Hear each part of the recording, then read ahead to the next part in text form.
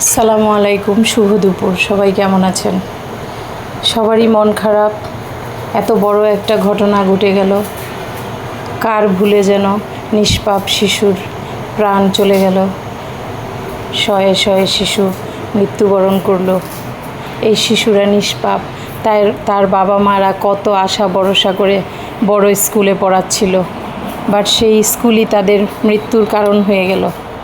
আহা, কত কষ্টকর। এখানে আমাদের সবার বাচ্চারা ঘুম থেকে উঠেই হাসি মুখে স্কুলে বিদায় করে দেই, বাট সেই স্কুল থেকে সে আর ফিরবে না এরকম চিন্তা ভাবনা কোনো মাই করতে পারে না, করিও না। তো কি আর করা, আল্লাহ নাকি তার ইচ্ছার বিরুদ্ধে কিছুই করেন না। যা হয় সব আল্লাহর। আমাদের ভুল থাকে। তো আজকে রান্না করব করলার ঝোল। আকাশে বাতাসে কেমন যেন দুঃখ ভেসে বেড়াচ্ছে। তারপরেও রান্না খাওয়া সবই চলবে।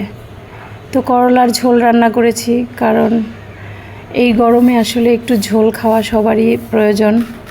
আর করলা তো হেলদি একটা ভেজিটেবল, আমরা সবাই জানি। সবার না, কারো আবার নিষেধ করলা খাওয়া। যারা কিডনির পেশেন্ট তারা তো অনেক কিছু বেছে খায়। আমরা যারা সুস্থ মানুষ তাদের জন্য করলা খুবই বেটার। তো করলার ঝোল রান্না করেছি। আমার ছোট ছেলেটা আবার করলা খেতে খুব একটা পছন্দ করে না। শাশুড়ির জন্য বেলে মাছ রান্না করেছি হালকা মশলা দিয়ে। সবার কথা মাথায় রেখে রান্না বান্না করতে হয়। তো শাশুড়ি বললো একটু বেলে মাছ হালকা মশলা দিয়ে রান্না করে দিতে, তার জন্য করলাম।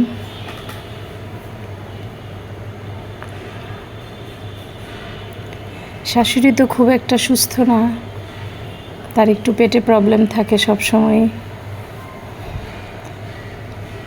সব কিছু সে খেতে পারে না ইজিলি।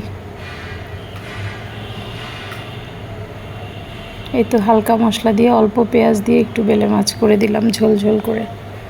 এবার ঝোলের জন্য পানি দিয়ে দিলাম, আরও কিছুক্ষণ জাল করব।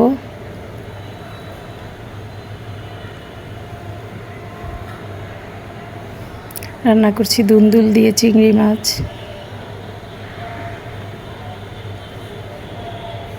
অল্প পরিমাণে ধনেপাতা দিয়ে দিব। সবুজ করে দুন্দুল রান্না করলাম।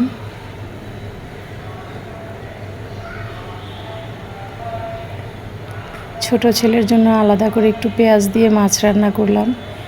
ও আবার করলাটা খাবে না, ওর জন্য আলাদা করে করলাম। তো ফ্যামিলির সবার কথা ভেবে বুঝে শুনে রান্না বান্না করি আমরা মায়েরা প্রতিদিন। এটাই হচ্ছে আমাদের কাজ, তাদের পুষ্টি ঠিক রাখা, তাদের রুচি মতো রান্নাবান্না প্রেজেন্টেশন করা। আজকের মতো রান্না শেষ করে দিলাম। যে যেখানে থাকেন সবাই ভালো থাকবেন। আল্লাহ যেন সবাইকে ভালো রাখে, সাথে আমাকেও। এই দোয়াই করি। দুপুরে বাসায় ফ্রুটস ছিল, দেশি ফল, লটকন, দেশি পেয়ারা। লটকন আমার খুবই ফেভারিট, বরাবরই আমি লটকন খেতে খুব পছন্দ করি।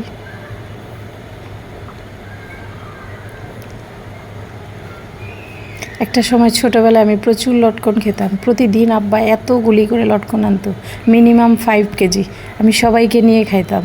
এত বড় একটা পটলা আইনা আব্বা আমার হাতে ধরায় দিত, কারণ আব্বা জানতো লটকন শুধু আমারই প্রিয়, আর আমি প্রচুর খাইতাম। আমি যখন এই বাসায় চলে আসছি, আব্বা এই বাসায়ও প্রতিদিন লটকন পাঠাইতো। আব্বার ভালোবাসাগুলি আসলে কেমন যেন ছিল, অন্ধের মতো ভালোবাসা, শুধু ভালোবেসেই যেত। বিনিময়ে আসলে আব্বাকে কোনো ভালোবাসা দিতে পারি নাই। আব্বা তো খুব আর্লি চলে গেছে আমাকে রেখে। ধন্যবাদ সবাইকে।